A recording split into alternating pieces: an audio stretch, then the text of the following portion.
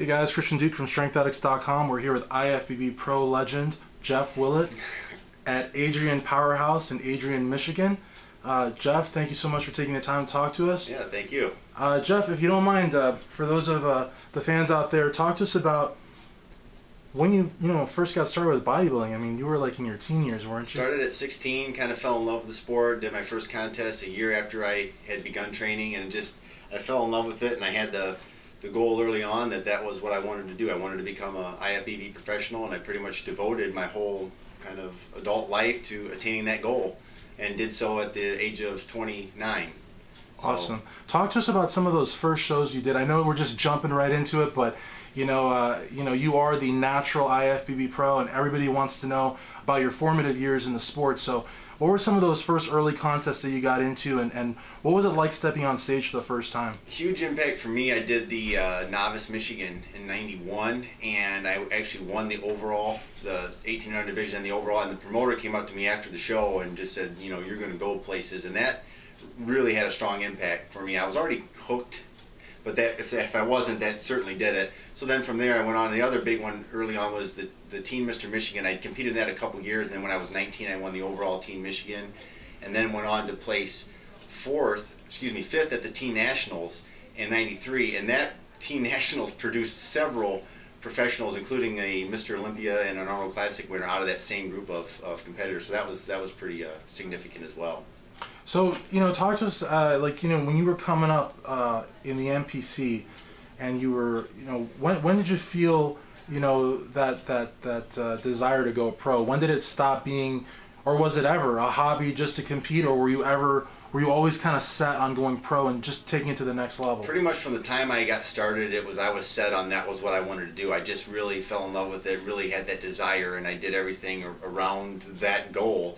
There was an early point where I started to question whether or not, in my early 20s, whether I could do it drug-free or not, and then I kind of, and that was when I really found out about like the Team Universe and other guys that were natural that I aspired to be like, and that kind of relit the flame, and then from then it was no stopping me, and then I went, chose that route, and I got rejuvenated by that at that point. That's when natural bodybuilding was kind of making a little bit of a surgence. There was all natural muscular development, and some name guys that were out there at the time getting some national press, and that was actually very pivotal for me too for that next jump.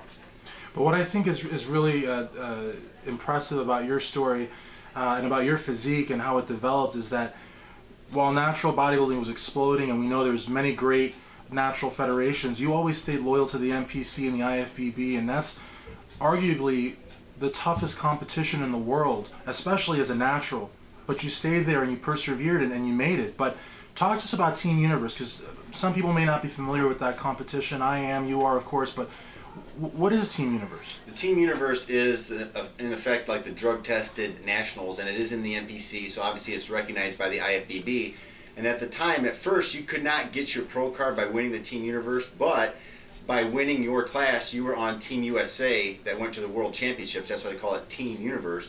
Then at the Worlds, if you were to win your class, then you would get your pro card. So it was an avenue for a drug-tested guy to stay in the NPC and actually still win an IFBB pro card. So that was the allure to me, and that became the goal. The crowning jewel was to win the overall. Plus, like you said, to me the NPC meant the best of the best, and I always wanted to be the best bodybuilder, not just the best drug-free bodybuilder. I wanted to be great no matter what, and I never really wanted to use that as so-called like a crutch per se, that and I never ever used, well, I'm natural and they're not, that's why I lost the contest. I never ever had that type of mentality. It's like I knew what I was up against, and I'm gonna beat them doing it my way. It's just the way I choose to do it, or chose to do it. And that's always something that I liked about yourself and Skip LaCour and Ron Coleman, was that you guys were natural. It was, it was part of your journey, it was part of who you were, but you never held it over the people that perhaps weren't natural. Yeah. And you never judged the people that perhaps were natural. It was always about you and just this competition with yourself. Exactly. But also with Team Universe, talk to us about some of those guys that you looked up to. Like we were talking earlier, and you had mentioned a fraternity of champions. Who are some of those guys that you really looked up to? Well, the names right away come to mind: Skip LaCour, Chris Faldo. You had Ron Coleman, Derik Farnsworth. Gosh, I can go the Raymond brothers. I could go on and on. But Skip in particular was one that I saw. The national press by and kind of looked up to Skip, and the first team universe that I did, he was in it, and and the second one was '98 when he was just outstanding and kicked everyone's butt. Right. And that was after that I came back and I said, I need to find out what this guy's doing. And I actually had a consultation with Skip, phone consultation, and modeled some things after him. It was a pivotal point in my career, really. That was, but yeah, Skip was certainly one of the big names, and Faldo. So then going against him in the overall in 2003 was really special for me, and being able to win against such two great, absolute great in the history of natural bodybuilding. Absolutely, was very meaningful to me. Much respect for them. Definitely, and I guess there's a couple places we can go from here, but what I do want to ask you though, since we are talking about Skip LaCour, you guys have a similar training philosophy, right? I know he pushes max OT. I know there's also high intensity training by Mike Menser, that kind of thing. Is your system like Skip's, or has it always been like Skip's, or is it contour to your own physique? How do you train exactly? No, it's very much the same, and it's basically the max OT principles from Paul D'Elia of AST Sports Science, and I came across the AST principles, gosh, probably in '96, '97, and have been using them exclusively ever since. And it wasn't a real departure from the way I was training at the time anyway. In college, I really started to come across, the idea of lower volume, heavier weights, and then sticking with that, and that of course is the crux of max OT. So when I adopted those principles, it wasn't really a far jump, and then from that point on and that's what I've done for all those years. And AST was always like, the vibe that I got from them in the press and like looking at their products was, not expensive, but definitely high quality, high-end stuff. Yeah. Very picky, who they sponsored, very big into natural bodybuilding. How would you describe the company? I mean, do I do them justice? Pretty much like that, and I had the great opportunity to work out there for them for 4 years in Colorado, work directly with Paul, and that's it. The price-driven consumer is never going to go to AST, but the one that wants quality and knowledge and science-driven products is going to go there. They have a very loyal customer base because of that, but they don't produce products that... They're not a monkey see, monkey do kind of company. They're going to be a leader, but also just prove what the proven basics that science can support. And have been very fortunate to be part and be a part of that team for many years. Okay. Now, if you could talk to us about going professional. I know you've done a number of shows, a number of contests, but talk to us about going professional, and also, if you could, talk to us about that placing at the USAs that we were talking about earlier. If you could kind of talk about both. Yeah, my ultimate goal was to earn that IFBB pro card and to do it, and drug-free was the way I chose to do it. And of course, winning the team universe, because they changed the ruling a few years, actually 2 years before I did it, they made it so the overall winner then at the team universe can actually turn pro, because they weren't sending teams to world championships because they kept being held at these places that were too dangerous to go. So they kept boycotting, which took our chance away to win. So they said, hey, let's let the overall have a chance to win his pro card since we're not sending the team. So therefore, I knew in 2003, in fact, that was the first night ever that they were going to crown a professional at the team universe that year. So I knew going in, this is my chance, is what I wanted. But 2 weeks prior to that, I did the USA. It was my second time doing the USA.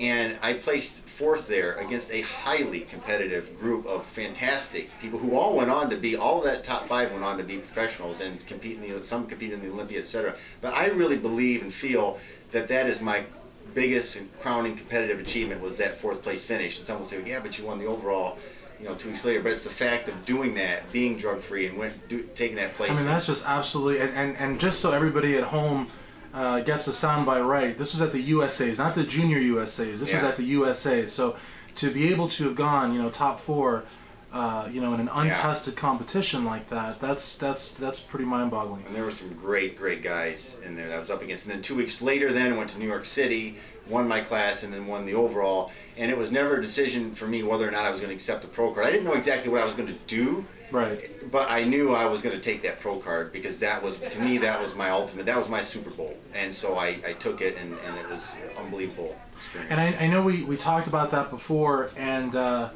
this is, I'm purely speculating here as far as Skip goes, Skip LaCour, because I know there were many opportunities where he could have gone pro and didn't, and I'm assuming that perhaps he preferred to be a national drug-free champion as opposed to maybe going to the IFBB, where I don't know how much room for growth there is for a natural bodybuilder as far as, you know, winning contests or placing top 5. So I know I had asked you about this earlier, and I don't know your thoughts, but what do you think about the marketability of a natural pro division at the IFBB? We have the Natural Ohio, which Shiloh Steinmetz wins, and we have the Natural Michigan, we have the Team Universe. Where would you have gone with, you know, if you had competed actively as a pro? That's a good question. I think, well, at the time they didn't have the 202-pound class. Oh, like very they good have. Point. Yeah. You know, and which is now I think the 212 now. Something like that. Yeah. And if that were in existence, maybe that would have changed my mind. Maybe I would have tried one pro show. Possibly, I'm not sure. Well, I think you would have been very competitive. I mean, taking forth the USA's.